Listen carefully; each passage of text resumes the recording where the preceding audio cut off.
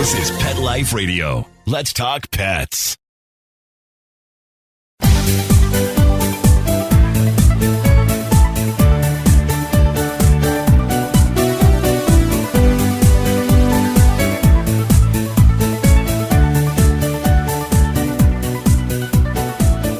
Hello, pet lovers. Welcome to Best Bets for Pets. I'm your show host, Michelle Fern. Today, we're going to talk about mushrooms. Yes, mushrooms. There's all kinds of wonderful things about mushrooms, so stay tuned. My guest is an expert. We'll be right back. Take a bite out of your competition. Advertise your business with an ad in Pet Life Radio podcasts and radio shows. There is no other pet-related media that is as large and reaches more pet parents and pet lovers than Pet Life Radio. With over 7 million monthly listeners, Pet Life Radio podcasts are available on all major podcast platforms. And our live radio stream goes out to over 250 million subscribers on iHeartRadio, Odyssey, TuneIn, and other streaming apps. For more information on how you can advertise on the #1 pet podcast and radio network, visit PetLifeRadio.com/advertise today. Let's Talk Pets on PetLifeRadio.com.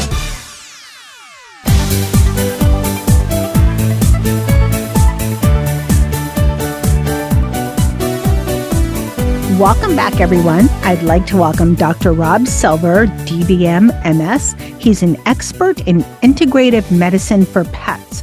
Welcome. I'm going to call you Dr. Rob. Is that okay? Please do. No, that's good. Mm-hmm. Okay. Thank you. I'm happy to be here today, Michelle. Thanks for inviting me. I'm so happy to have you. So, integrative medicine. Before we get into talking about mushrooms, what is integrative medicine? Because a lot of people listening are probably like, okay, I know what the word means, but what does that mean in terms of medicine? Well, what it means really is that when we look to help a patient, help an animal or a person, that instead of just looking at conventional medicine like drugs and surgery and treating symptoms, we also look at potential alternative therapies, which may help enhance the effectiveness of the conventional therapies or possibly even take the place of the conventional therapies. But we're not going either or. We're not saying we're strictly conventional. We're not going to say we're strictly holistic. We're going to say we're blending the both, and we want to take the best of each of them to create the best outcome for a given patient, dog or cat, horse, or human. That's pretty much what it is. So it's the best of both worlds. That's interesting. And I want to know how you got started, but I also want to ask this before I ask how you got started in integrative medicine. It seems like this is the time for holistic medicine. Has been around a long time, longer. What standard? What would you call it? Conventional. They call it conventional medicine. Okay, but better word, conventional medicine. But it seems like, is this kind of the time for it? I mean, CBD is out. You have medical marijuana. You have people are eating plant-based. So there's all these kind of alternative ways that people are doing things. It seems, why not for our fur babes? Absolutely. Our four-legged family members need the same care that all members of the family get. I think we are having that moment right now, but a lot of it, I think, is due to the internet and social media, and due to the fact that also is increasing sales of animal health products. And so animal health companies are also promoting more information, more blogs, because it's understood that some of these supplements are complicated, and you can't just tell somebody, just do this, don't ask questions. The public has a thirst for knowledge. They want to understand what they're giving to their pets. Maybe this started in 2007 with the pet food recall and made a lot of pet parents very suspicious, of these big box companies and of ingredients, not knowing what ingredients aren't listed on the label that could be toxic to their pet. And I think the pandemic also played a role because people were shut in. They did a lot of searching. They were looking for treatments for themselves to prevent it or to overcome it. We see a lot of vaccination hesitancy. So I think all of those things have combined to create this moment. But I think you're very right that this really is a moment now for integrative, holistic medicine, and for mushrooms and for cannabis too. And who knows what the next big thing is going to be. I think there's a lot of things should be changed for people to have more of a mindset, but that's another show. So So we'll stay on track.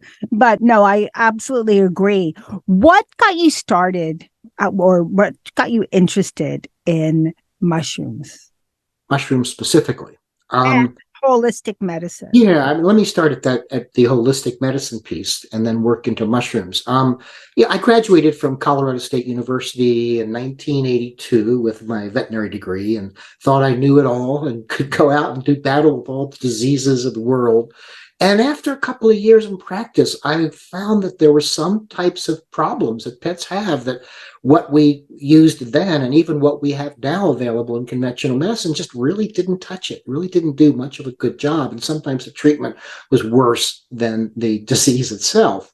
So I started looking for answers. Been a big backpacker and kind of a survivalist. And so I was really familiar with identifying plants for both edible and poisonous needs, and so started looking at them for medicinal needs and started to incorporating them into my practice and started looking at diet, just homemade diet instead of having the highly processed commercial foods. And I was amazed how some of my patients that I was having difficulty helping started to respond even with just changing the food.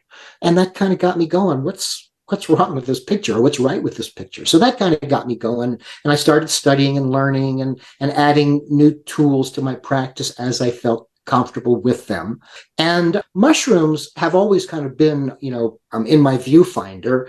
There really have not been very good commercially available mushroom products around. I practiced traditional Chinese veterinary medicine, and I know how to formulate and create Chinese herbal products from scratch. So you can get powdered mushrooms that you might, from China that you might put into one of these herbal formulas, but you don't just get a product that has a capsule or a powder that gives you a guaranteed analysis and gives you an organic product, for instance. So that has only happened recently within the last 10 or 12 years. And so I think that's really what got me more interested in mushrooms, is that there's now availability of products that we can actually use that are easy to use, easy for pet parents to acquire because they're not that expensive.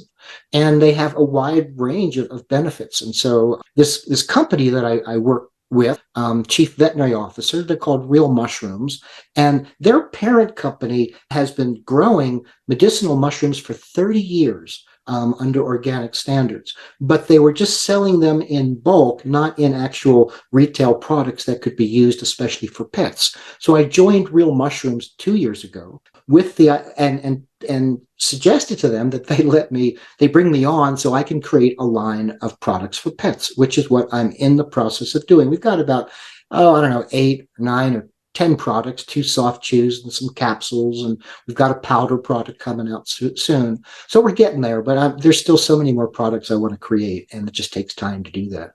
Okay, thank you for that. Let's talk about the actual mushrooms. So medicinal mushrooms are not the same as the mushrooms you find in the stores. No, they are. They are. In fact, those little white button mushrooms, have studies showing that they can help patients with cancer. Shiitake mushrooms have a huge amount of research. They are incredibly beneficial medicinally, or for health at least, is maybe a better way to say it. Okay, so it's a way that you're transforming mushrooms. We're not talking about like magical mushrooms. We're not talking. No, there's really 4 types of mushrooms, if you think of it. There's the mushrooms that we can eat, like shiitake and button mushrooms and maitake and oyster mushrooms. There's 4 really good ones. There's the mushrooms that have medicinal properties, which would include those 4, but then there's other ones like turkey tail and reishi and chaga. And then there's the mushrooms that are poisonous, and 1% of all mushrooms are toxic. Of course, if you pick that one toxic mushroom, it's a big deal. And some mushrooms are fatal, actually, if you eat even a small amount. And many veterinarians and pet parents, actually, their first experience with mushrooms is their dog going out in the backyard after a rainstorm. Those little white mushrooms come up, and they're tasty. They eat them, and they could be highly toxic to their liver. And then the 4th type of mushroom is the psychedelic mushroom, which is basically the psilocybin mushroom. And we're now learning, at first it was kind of a recreational hippie thing, but now we're learning that the psilocybin mushroom can help a lot of people with a variety of different mental health issues, including PTSD and generalized anxiety, and even addictions. So that's the story with the mushrooms. So the thing about the edible mushrooms, and any mushroom, in fact, if you're going to be taking it orally, is the mushrooms have a very fibrous cell wall. It's made up of something called chitin and beta glucans.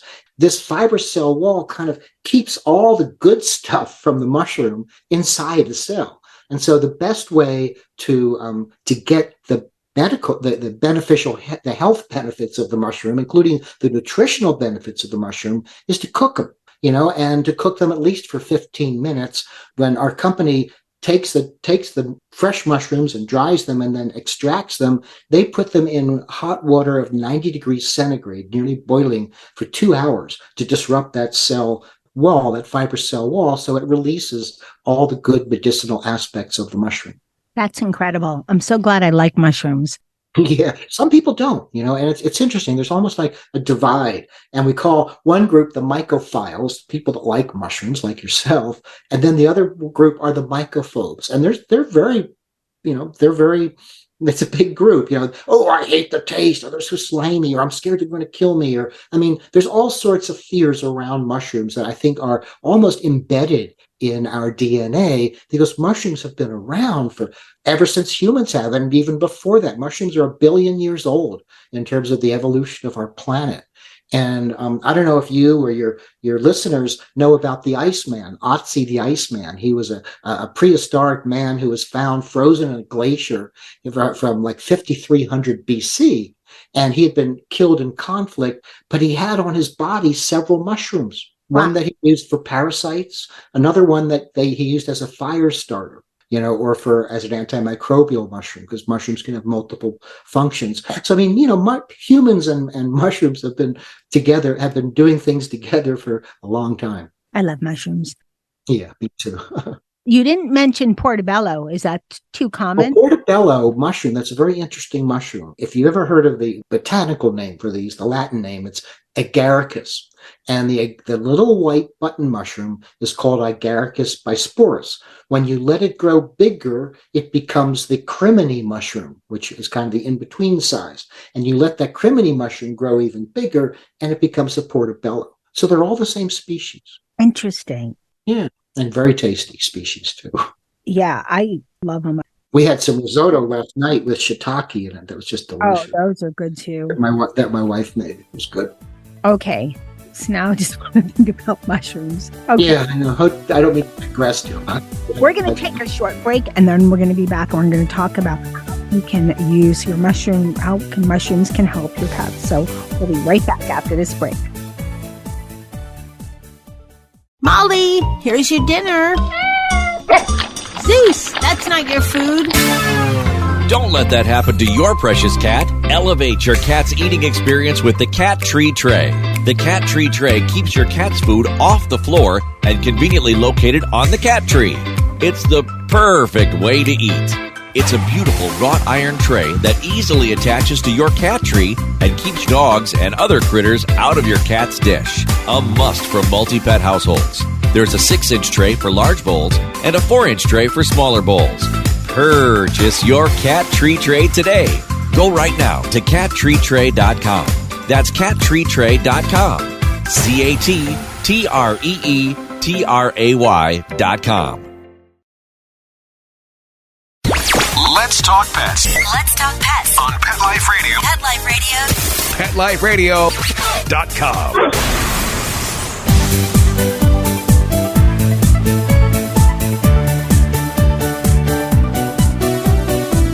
Welcome back, everyone. We're talking to Dr. Rob about mushrooms and integrative medicine. So before the break, you had mentioned a lot of great, interesting things about mushrooms and how we're talking about standard mushrooms, but the ones that have properties that are psilocybin mushrooms, which can be in the classification with medical marijuana, CBD, that can all have some benefits too. And we're seeing that a lot of that is in the medical places. In Colorado, where you are, it's all legal. Where I am is a crazy place. Well, I was thinking too. Where are you? I'm in South Florida, so we have a divided comment. state kind of thing here. We're not as, I have no words. That's all. Yeah. Well, in Colorado, let me just clarify though. In Colorado, psilocybin has not been legalized. Okay. The latest statute that was passed statewide was that the law enforcement would have the enforcement of possession of or use of psilocybin as their lowest enforcement priority, which means they're never going to do anything about it. So it makes it virtually legal, but you can't sell it commercially. You can't make products out of it. But it's allowed, right? Yeah. Mm-hmm. With the medical ID? No, they don't sell it. You have to grow it yourself or buy it from someone who grows it. But you can't make a commercially available product, with a label that you put on a shelf in a store. That's not allowed with this type of legalization. It just means that people can use it and they're not going to be criminalized for it. In Colorado. In Colorado only. And I think there's a similar law in Oregon. And I think Washington State has also something comparable to that. It's just can't get into politics, but if all these products have such great value for not for humans, but for our fur babies too, in helping with certain illnesses and medical issues, why not? There's no regulation on any other mushroom. I mean, all the other mushrooms are totally safe and totally legal and not at all like cannabis. Although one is kind of like CBD, one mushroom that I'll talk about, lion's mane. But so it's, so anyway. So anyway, all right. So now I have to ask, what's your favorite mushroom? Well, right now I go through them. I fall in love with the mushroom and I develop a relationship with it and I learn all about it and I talk to people like, oh, it's the best mushroom in the world. And then I go on to another one. The mushroom that I like right now is called cordyceps. And it's the wild version of cordyceps is called the caterpillar mushroom because it actually grows inside the caterpillar and then kills it and then mushrooms come out of it. But the cordyceps that we grow on rice, so don't worry about that. But cordyceps has some remarkable properties to it. It helps to protect the lungs, helps to protect the kidneys, and it's also very tasty. Cordyceps is related to truffles and to morels, the very tasty mushrooms. And so cats, are always a challenge to get something in them because they're very cautious about that. And cordyceps, the cats I've tried it on, most of them have been very accepting. And if you blend it in with some tasty food, even more accepting. So I think cordyceps would be excellent for cats who have chronic kidney disease. But I also think cordyceps would be like a great wellness supplement for cats in general, starting them before they develop any problems with their kidneys as a way of helping to protect that. There's other benefits to cordyceps as well. And you know that it helps with stress a lot. It's what's called an adaptogen, which means that it supports the adrenal glands and some of the glands in the brain that have to do with stress and fight and flight and all those kinds of things. And right now, I'm starting a pilot study with 2 equine vets because there's a condition of the adrenal glands in horses that we think that called Cushing's disease, that we think the cordyceps could help. So I'm currently in the process of trying to recruit veterinarians to help me explore some of the possibilities of cordyceps in cats, in horses, and then I've also got some ideas about cordyceps for dogs. So that's my favorite mushroom, and I take it every day. And I enjoy it. But I also take a second mushroom called reishi. And reishi is called the mushroom of immortality. It's a very beautiful mushroom. And it has a variety of different properties, including anti-cancer. It has, Zen masters will take reishi extracts as a meditation aid. So it has a very centering and calming and grounding effect, which is good. I put that reishi into some soft chews that are calming for pets. Reishi has another property that I think is very interesting, which is that it has antihistaminic properties. So, for instance, if you have an animal with seasonal allergies, the reishi could very well help with those symptoms, as well as help the immune system to be a little more stable, because with allergies, the immune system reacts to things it shouldn't, that aren't dangerous, but the body thinks they are. But plus the beta glucans, the immune modulating part of the reishi, also helps to regulate the immune system in that regards. And then you have the antihistaminic properties. And then there's a type of cancer called mast cell tumors. And mast cells are the allergy cells of the body. So the reishi can help to stabilize those and help to reduce the cancer growth as well. So cordyceps and reishi. And then the third mushroom I want to mention, and you can interrupt me anytime you want, is called lion's mane. And lion's mane rhymes with brain, and it's actually good for the brain, although historically lion's mane was used for digestive issues, particularly for gastritis, for gastric ulcers, peptic ulcers, those sorts of things, inflammatory bowel disease. But then they discovered that it had this calming effect on the emotions and on thought. And right now, lion's mane is the most popular mushroom in the US, in North America, actually, because of its ability to improve memory. And we've got some studies with early Alzheimer's, where we're seeing some improvement with some of the early stages of that problem.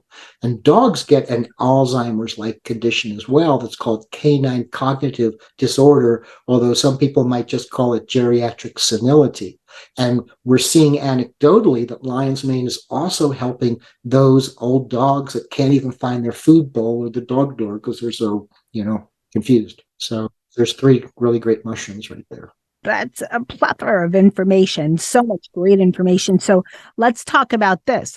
How does a pet parent not get overwhelmed and know where to start? Well, there is a steep learning curve. And so that's what my job is. And my partner, Joni Camlett, who's a veterinary technician and has years and years of experience working with supplements.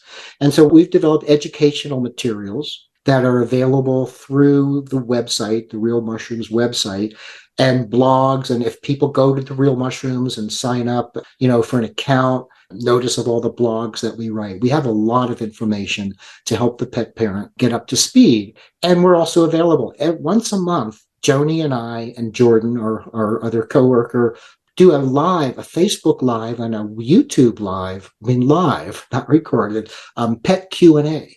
Where I get up there and I go, okay, bring it on. And whatever questions they want to ask, I answer. We get, maybe 30 to 60 participants, and we get wall-to-wall questions. And it's a lot of fun. And that's a really good way for a pet parent to get online and ask some questions and get some answers, You mentioned a lot of you mentioned dogs, cats, horses. So are mushrooms good for most animals? Yes, they are. Fish too? I'd say all animals. Yes, fish too. Mm-hmm. In fact, I think I just read an article about them using mushrooms in a fishery. And, the beta-glucans that are in mushrooms, they're finding that they can use the mushroom beta-glucans or beta-glucans from fungi. They find that I think it's probably more economically cheaper to use yeast to get the beta-glucans for agriculture, for livestock and stuff. But they find that if they put the beta-glucans in with the fish, it improves their production, just as they can put the beta-glucans in with beef cattle or dairy cattle or sheep. And it increases their productivity. Now, we still, in fact, many times use antibiotics, which also increases production. That's why they use antibiotics in livestock, not because they're trying to treat some infection, but because the antibiotics actually promote increased growth rate, which is more profitable for the grower. So now we can stop using the antibiotics, which are creating, antibiotic resistance, buku antibiotic resistance, and we can use beta-glucans, which do the same thing, but improve the immune system. So it's, so fish, even earthworms. I've seen some earthworm farms where they're using beta-glucans for it. So really, they have a wide range of applications. And let me explain that, because animals and fungi both evolved from the same single-celled ancestor, and they broke off. So animals and fungi are closer related than animals and plants, or fungi and plants. And they've done studies where they know that humans or animals share 30% of their DNA with fungi. So that's one reason why I think fungi can work so well. But early on, fungal pathogens were some of the worst around. And so animals learned early on as single-celled or little multiple-celled organisms like jellyfish or something to detect fungal pathogens and mount an immune reaction to that, a response that's defensive and protective. And so that's why mushrooms, which aren't pathogenic but still have those same beta-glucans in them that all fungi have, when immune cells see those beta-glucans, they go, "Ooh, we've got a fungal pathogen coming on. Let's get active and start creating some defenses." against that. And so that's really how mushrooms and beta glucans work in animals in terms of improving the immune system function. Fascinating. How can pet parents find good quality mushroom products? Most pet parents are not going to, find ground mushroom, put it in tablets. They want something that they know is a good product. Some might do raw, but it's always easier if I think your products have combinations of mushrooms in one chew. We have both. We've got single mushrooms and multiple mushrooms. Our chews, yes, they've got multiple mushrooms as well as herbs and amino acids in them. So your questions. So this company, Real Mushrooms, obviously I work for them and so I'm promoting their sale, but it really is the best mushroom company around because of the quality of the raw materials, because they don't just, manufacture them into capsules and powders. They actually grow them too. So they have complete control over the quality and the potency of the mushroom from start to finish. And something has been happening. Because mushrooms can take a lot of time to cultivate, there's a lot of labor cost. They can be fairly expensive to do all of that. And so some companies are cutting corners by not growing the mushrooms, but actually taking the spores and creating mycelium on grain, which is not a mushroom, but then they dry the mycelium on grain, they dry it and powder it, and they call it a mushroom because it comes from lion's mane. Let's say it's lion's mane mycelium. Grown on grain is mostly starch, very little beta glucans, as compared to the mushroom itself, which might have 25 to 50% beta glucans. So with Real Mushrooms, that's what you get is a real mushroom. And we standardize all of our products to their beta glucan content, and we list that on the label. We're very consumer positive. We're very education positive. We're organic, and we try to educate, the pet parent. We even have recipes, mushroom recipes for people might want to cook mushrooms for themselves. We've got some mushroom recipes up there for pets as well. But just remember, mushrooms do need to be cooked if you're going to eat them or use them medicinally, because you need to break down that fibrous cell wall.